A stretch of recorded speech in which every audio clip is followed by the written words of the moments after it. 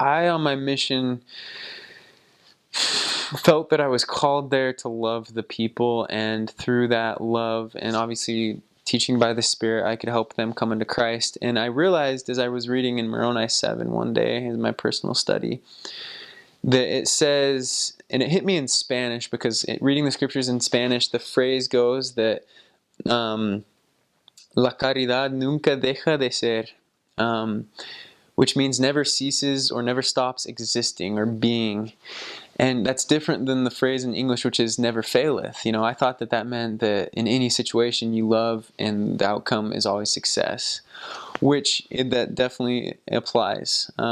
But the idea is that if we have charity and pure love of Jesus Christ, it never ceases. And so I kneeled down that night and I promised Heavenly Father that any of His children that He entrusted in my care, that I would never lose contact on my part.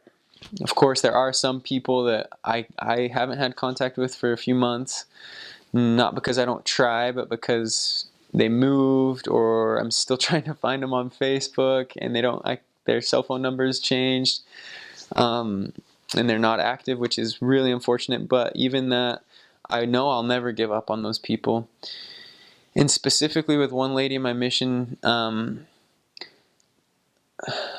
I prayed and I told the Lord that I knew that I was called to meet her and to help her and her husband and their family, because they were going through so many problems. And I received kind of this answer that I was not going to be, maybe it wasn't as clear as now I can see, but at the time it definitely felt that you have been called not to just be here with them for a short amount of time, but to continue throughout life. And so I've made a promise, and I try and contact every single person that was either baptized or that came back to church in the areas that I served once a month. And it's already yielded incredible results. I've seen a family go through the temple.